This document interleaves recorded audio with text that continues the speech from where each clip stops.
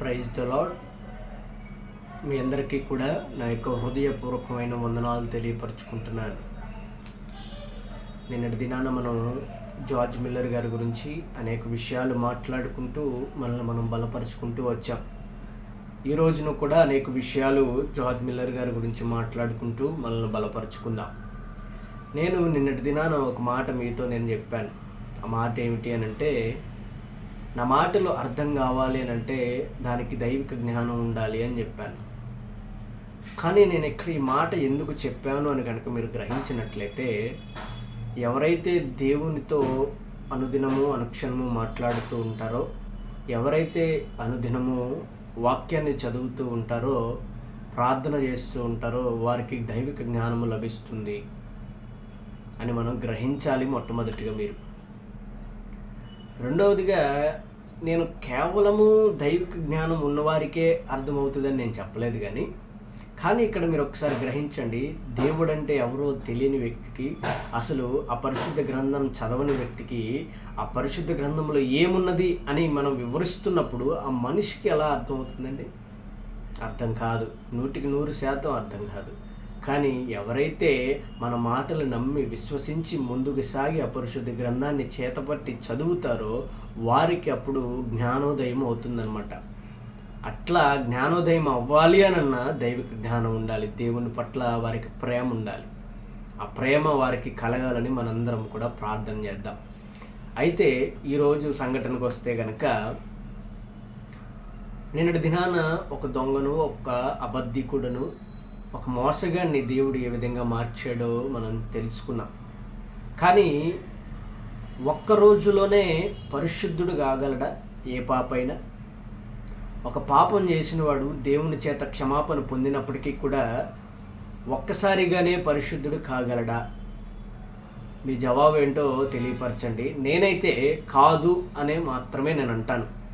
ఎందుకు నేను కాదు అంటున్నానంటే, దేవుడు మన హృదయాలను మార్చినప్పటికీ కూడా తరువాత మనల్ని మెల్లగా తీర్చిదిద్దుతూ ఉంటాడు. ఒక్కొక్కసారి పడిపోతూ ఉంటాం. తర్వాత కొన్ని వాటికి మనం అలవాటైనప్పుడు వాటికి దూరంగా రావడానికి కొంచెం సమయం పడుతూ ఉంటుంది. దేవునికి భయభక్తులు కలిగి జీవించినప్పటికీ కూడా ఎంతో కొంత మనలో లోపం అనేది ఉంటూ ఉంటుంది. ఆ లోపాన్ని నిదానంగా మెల్లగా దేవుడు ప్రార్థన ద్వారా, వాక్యము ద్వారా సరిచేస్తూ ఉంటారనేది నా నమ్మకమే కాకుండా అదే సత్యం అని నేను అనుకుంటున్నాను. మీరేమనుకుంటున్నారో మీ యొక్క అభిప్రాయాన్ని తెలియపరచండి. అయితే నిన్నటి దినాన ఆ ప్రార్థనా సమావేశంలో ఉన్నటువంటి జార్జ్ మిల్లర్ గారు పాప క్షమాపణ పొందారు కదా. అయితే ఈ దినాన ఆయన యొక్క ఇంటికి వచ్చిన తర్వాత ఆయనకి నిద్ర పట్టడం లేదంట. ఎందుకు అని అంటే, ఆయన గతంలో చేసినటువంటి ప్రతి ఒక్క పాపం ఆయన కళ్ళ ముందు కనబడుతూనే ఉంది కాబట్టి. ఏవేంటి అని అనగా, మొట్టమొదటిగా తండ్రి గారిని మోసం చేసినటువంటి సందర్భం, డబ్బులు దొంగలించినటువంటి సందర్భం, అదేవిధంగా జైలుకు వెళ్ళినటువంటి సందర్భం ఆయన మనసును కలిచివేస్తూ ఉన్నాయంట. ఆయన అవన్నీ ఆయన హృదయంలో కలిచివేస్తూ ఉంటే, ఆయన కళ్ళ ముందు కనపడుతూ ఉంటే ఆయన తట్టుకోలేక మ్రోకరిల్లి ప్రార్థన చేశారంట. ప్రభువా, నన్ను క్షమించు, నా హృదయాన్ని సరిచేయి, నా జీవితం అంతా కూడా నీ చేతుల్లో పెడుతున్నాను అన్నాడంట. ఆ మాట అన్నారో లేదో, ఆ మాట తరువాత దేవుడు ఆయనకు ఒక ప్రత్యేకమైన దిశలో నడిపించడం ప్రారంభించాడు. 2 కొరింథీయులకు రాసిన పత్రిక 5వ అధ్యాయం 17వ వచనంలో కనుక మనం ఆ మాట చదివినట్లయితే చూడండి. 5వ అధ్యాయం 17వ వచనంలో కనుక మాట చదువుతున్నాను, వినండి. కాగా ఎవడైనను క్రీస్తునందున్న ఎడల వాడు నూతన సృష్టి, పాతవి గతించను, ఇదిగో క్రొత్తవాయెను. మీకు అర్థమవుతుందా? కావున ఎవడైనను క్రీస్తునందున్న ఎడల నూతన సృష్టి, కావున పాతవి గతించెను, కొత్తవాయను. పాతవి గతించి కొత్తవాయను అంటున్నాడు. ఇది జార్జ్ మిల్లర్ గారి జీవితంలో నిజమైందండి. ఎందుకంటే ఆయన పాత జీవితం గతించిపోయి కొత్తవాయను, ఒక కొత్త సృష్టిని ఆయన చూడబోతున్నాడు. ఒక కొత్త సృష్టి ఆయన కోసం సిద్ధపరచబడింది. అర్థమవుతుందా? దేవుని ప్రణాళిక అలా ఉంటుందండి. ఆయన ఎప్పుడైతే వ్రోకరిల్లి నన్ను క్షమించి ప్రభువా అని ప్రార్థన చేశాడో, ఆయనకి ఆ వాక్యము ద్వారా నిజమైనది, ఆయన జీవితం మారబోతుందని ఆయన గ్రహించాడు. అర్థమవుతుందండి? ఇంతవరకు ఎప్పుడూ లేని విధంగా ఇప్పుడు దేవుని పరిశుద్ధ గ్రంథాన్ని చదవడం ప్రారంభించాడు. ఇంతవరకు ఎప్పుడూ లేని విధంగా ప్రార్థన చేయడం ప్రారంభించాడు. వాక్యం చదవడం ప్రారంభించాడు. దేవునితో మాట్లాడడం ప్రారంభించాడు. ఎప్పుడైతే ఈ వాక్యం చదవడం ప్రారంభించాడో ఆ వాక్యం ద్వారా ఆయన యొక్క ప్రవర్తన మారింది, ఆయన యొక్క స్థితిగతులు మారినాయి, ఆయన యొక్క పరిస్థితులు మారినాయి, ఆయన నడక మారింది, మాట మారింది, చూపు మారింది, ఆయన యొక్క ఆలోచన విధానం మారింది, అనేకమైనటువంటి మారాయి. ఎందుకంటే ఇంతవరకు పాత రోత జీవితంలో ఉన్నటువంటి ప్రతి ఒక్క ఆశ, కోరిక అన్నీ నశించిపోయి నూతన సృష్టిలోనికి అడుగు పెడుతున్నాడు. కాబట్టి ప్రతి ఒక్కటి కూడా మారి దేవునికి అనుగుణంగా దేవునితో సంబంధం కలిగి ఉండడానికి ఆయన యొక్క జీవితాన్ని దేవుడు మార్చాడు. ఈ మారినటువంటి జార్జ్ మిల్లర్ గారిని చూసి వారి స్నేహితులు అనుకుంటున్నారంట, ఈయన నిజంగా మన పాత జార్జేనా అని ఆశ్చర్యపోయారంట. నిజమే కదండి. మనము దేవుని యందు భయభక్తులు కలిగి దేవుని వాక్యాన్ని అనుసరించి దేవుని వాక్యాన్ని అనుదినము చదువుతూ ఉంటే మనలో ప్రవర్తన మారుతూ ఉంటుంది, మనలో వ్యక్తిగత స్థితులు మారుతూ ఉంటాయి, మనలో ఆలోచనలు మారుతూ ఉంటాయి, మన యొక్క పరిస్థితి ప్రభావాలు మారుతూ ఉంటాయి, మన అలవాట్లు మారుతూ ఉంటాయి కదండి. అదే రీతిగా జార్జ్ మిల్లర్ గారి జీవితంలో జరిగింది. వారి స్నేహితులు సైతం చూసి ఈయన నిజంగా మన పాత జార్జేనని ఆశ్చర్యపోయారంట. నిజంగా మన పాత జార్జేనని ఆశ్చర్యపోయేటంతగా మారిపోయారు ఆయన. అటువంటి జీవితాన్ని దేవుడు అనుగ్రహించాడు ఆయనకి. కొంతకాలం అయిన తర్వాత ఆయన ఇట్లానే వాక్యం చదువుతూ ఉన్నారు. ఆయనకు ఒక వాక్యం ఆయన హృదయాన్ని తాకింది. ఆ వాక్యం ఏంటంటే, సర్వలోకానికి వెళ్ళి సర్వ సృష్టిలో ఉన్న ప్రతి ఒక్కరిని కూడా శిష్యులుగా మార్చండి, లోకానికి వెళ్ళి లోకంలో ఉన్నటువంటి మనుషులను శిష్యులుగా మార్చండి అనేటటువంటి వాక్యం ఆయన హృదయాన్ని బాగా చలింపజేసేసిందంటండి. ఆ వాక్యాన్ని పట్టుకున్నాడు.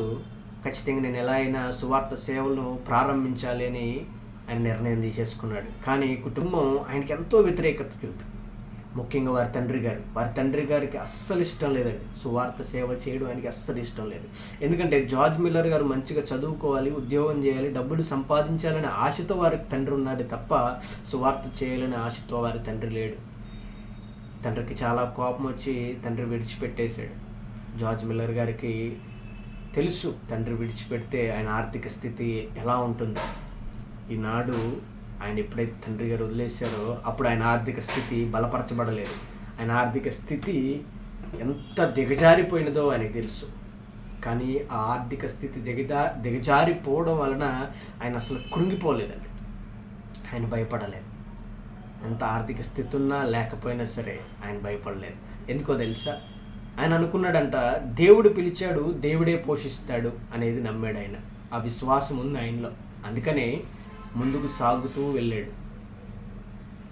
ఆ విశ్వాసం మనలో కూడా ఉంటే మన తండ్రి వదిలేసిన, మన తల్లి వదిలేసిన దేని పట్ల, వేరే దాని పట్ల కాదు, దేవుని కోసం నువ్వు ఏదైనా చెయ్యాలనుకున్నప్పుడు నీ కుటుంబమో నీ సమాజమో వ్యతిరేకత చూపినప్పుడు దేవుని పట్ల నువ్వు నిజంగా నిలబడి ఉంటే గనక దేవుడు నిన్ను ఖచ్చితంగా వదిలిపెట్టడు అనడానికి నిదర్శనం ఇది. మీకు అర్థమవుతుందండి. జార్జ్ మిల్లర్ గారిని అదేవిధంగా దేవుడు విడిచిపెట్టలేదండి. ఆయన దేవుడు పిలిచాడు కాబట్టి దేవుడే పోషిస్తాడని నమ్మాడు. దేవుడు ఆ విధంగానే ముందుకు సాగించాడు. కానీ ఇక్కడ మీరు గమనించండి, జార్జ్ మిల్లర్ గారు ఎప్పుడైతే ఆర్థిక స్థితి లేకుండా ఉందో వెంటనే వెనుదిరగొచ్చు, కానీ ఆయన వెనుదిరగడానికి ఇష్టపడలేదు. ఎందుకో తెలుసా? ఇక్కడ మనుషుల మీద ఆధారపడలేదు ఆయన. చూసారండి, మనుషుల మీద ఆధారపడకుండా దేవుని మీద ఆధారపడ్డాడు. అందుకని ఆయన వెనుదిరగలేదు. ఆ విశ్వాసము ద్వారాగానే వేలాది అనాథ పిల్లలకు ఆహారం పెట్టాడు, ఆకలి తీర్చాడు. అదే విశ్వాసము ద్వారా వేలాది ప్రార్థనలకు దేవుని ద్వారా అద్భుతమైనటువంటి సమాధానాలను పొందాడు. అదే వేలాది ప్రార్థన ద్వారా వారికి నివాసాన్ని ఇచ్చాడు.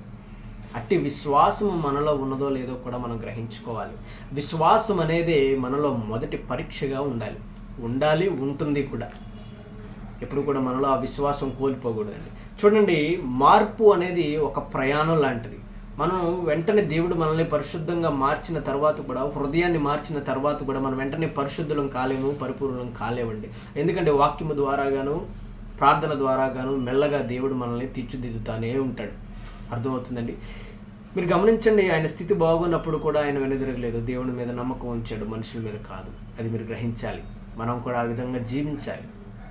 ఎంత పాపినైనా సరే దేవుడు మార్చగల సమర్థుడు. మన పరిస్థితులను ఆలోచించడు, స్థితిగతులను ఆలోచించడు, నువ్వు పేదవాడవా ధనికుడు అని ఆలోచించడు కదా. అందుకని ఆయన నీ పరిస్థితిని కాదు దేవుణ్ణి నమ్ము అంటున్నాడు. నీవున్న పరిస్థితులను కాదు, నిజ దేవుణ్ణి నమ్ము. అప్పుడు నీ పరిస్థితులు సైతం తొలగిపోతాయి. మన నిర్ణయాలకు, దేవుని పట్ల మనకున్నటువంటి నిర్ణయాలకు కుటుంబము, సమాజము ఎంత వ్యతిరేకత చూపినా దేవుని పట్ల మనం నిజంగా నిలబడితే వాటన్నిటినీ కూడా సరళము చేసి మనల్ని విడిచిపెట్టకుండా ముందుకు సాగించేటటువంటి దేవుడండి ఆయన. అవునా? ఆ విశ్వాసమే కదండి మొదటి అడుగు అయింది ఆయనకి. అట్టి విశ్వాసముతో అడుగు వేయబట్టే వేలాది అనాది పిల్లలకు ఆకలి తీర్చినటువంటి ఆ యొక్క సందర్భం మనం గుర్తు చేసుకోవాలి. అటువంటి సందర్భం మనం గుర్తు చేసుకోవాలి.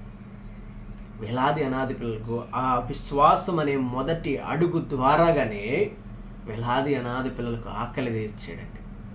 అదొక పరిచర్యగా మారిపోయింది, పెద్ద పరిచర్యగా మారిపోయింది ఈ రోజున. అటువంటి విశ్వాసం మనలో ఉందా? అటువంటి తెగింపు మనలో ఉందా? సేవకు అర్పించుకునేటటువంటి హృదయాలు కలిగిన వారిగా మనం ఉన్నామా? ఎంతమంది వ్యతిరేకత చూపినా, ఆర్థిక స్తోమత లేకపోయినా దేవుని కోసం ధీటుగా ధైర్యంగా నిలబడే హృదయాలు మనకున్నాయండి. విశ్వాసముతో ముందుకు సాగి ఎదుటివారికి సహాయం చేసే గుణం మనలో ఉందా? మనలో దేవుని వాక్యము ద్వారా, దేవుని ప్రార్థన ద్వారా మన జీవితాల్లో మార్చుకునే అలవాటు కానీ, హృదయము కానీ, మనసు కానీ, ఏకాగ్రత కానీ, ఆసక్తి కానీ మనలో ఉందా అండి? జార్జ్ మిల్లర్ గారికి ఉంది. అట్టి జార్జ్ మిల్లర్ గారు మనకి ఈ రోజున ఆదర్శంగా నిలిచారు. అట్టి జార్జ్ మిల్లర్ గారు ఆదర్శంగా నిలిచారు కాబట్టి మనం ఆయన ఆదర్శపూర్వకంగా తీసుకుని మనం ముందుకు సాగాలి. ఆయన జీవితం వల్ల మన జీవితం కూడా దేవుని సేవకు అర్పించుకుంటూ, దేవుని నియమించినటువంటి నియమాలకు లోబడి, దేవుని చేయమన్న ప్రతి ఒక్క పనిని చేస్తూ ముందుకు సాగే గుణం కలిగిన వారిగా మనం ఉండాలి. ఈరోజు నీ మాటలు మిమ్మల్ని ఎంతగానో బలపరిచాయని నేను ఆశపడుతున్నాను. మీరు ఒకవేళ బలపరచబడినట్లయితే మీరు ఖచ్చితంగా దేవుని నామంలో ప్రార్థన చేసుకోండి, పశ్చాత్తాపడండి, విశ్వాసము కలిగి దేవుని సేవకు మీరందరూ కూడా రండి. ఎందుకంటే సువార్త ప్రకటించడం ఒక్కరి బాధ్యతే కాదు. ప్రతి ఒక్కరి విశ్వాసులైన ప్రతి ఒక్కరి భారతదేశంలో, ప్రపంచంలో, లోకంలో ఉన్న ప్రతి ఒక్కరి బాధ్యత సువార్త ప్రకటించడం. అట్టి సువార్త ప్రకటించడం ఎంత బీడీలు చదువుకున్నా సరే దాంతో సమానం కాదండి. అసలు అవేవి కూడా ఈ సువార్త ముందు సరిపోవు. ఈ పరిశుద్ధ గ్రంథం చదవడమే చాలా గొప్ప. నువ్వు పెద్ద కలెక్టర్వా, పెద్ద ఐఏఎస్ ఆఫీసర్వా, పెద్ద డాక్టర్వా, ఇవన్నీ అవసరం లేదండి. BA, BDలు, MDలు, ఇవన్నీ MSలు, ఇవన్నీ ఈ పరిశుద్ధ గ్రంథం ముందు దేనికి కూడా పనికిరావని నేను రుజువు చేయగలను. తెలుసా అండి?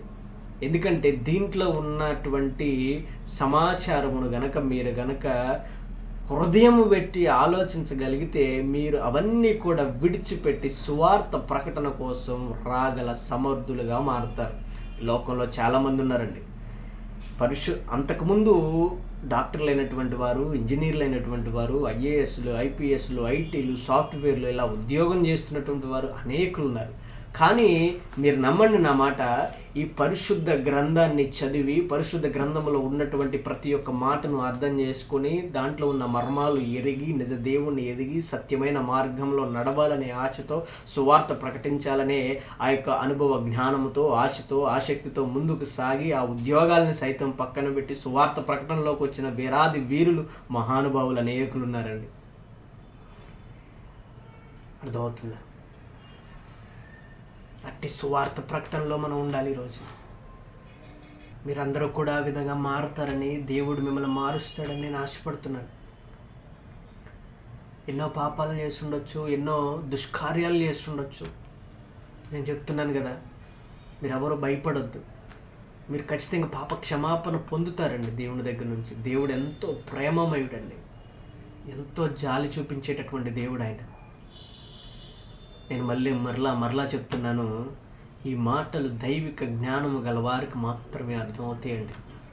హేళనగా చూసేవారికి, దేవుణ్ణి తక్కువగా చేసేవారికి, లేదా దేవుడు ఎవరో తెలుసుకునే ఆసక్తి లేని వారికి అర్థం కావండి. నేను నిజం చెప్తున్నాను. దయచేసి దైవిక జ్ఞానం పొందుకునే దారిలో మీరు నడవాలని నేను ఆశపడుతున్నాను. తప్పకుండా మీరు నడుస్తారు. మా ప్రార్థనల ద్వారా మీరు ఖచ్చితంగా మారతారని నేను నమ్ముతున్నాను. ఈరోజు నా జార్జ్ మిల్లర్ గారి జీవితం మిమ్మల్ని ఎంతగానో ఆశ్చర్యపరిచి ఆదర్శంగా నిలిచిందని నేను ఆశపడుతున్నాను, నేను నమ్ముతున్నాను. దేవుడు మిమ్మల్ని అందరినీ కూడా దీవించునుగాక. ఆమేన్. మీ అందరికీ కూడా మరొకసారి నా ప్రత్యేకమైన వందనాలు తెలియపరచుకుంటున్నాను.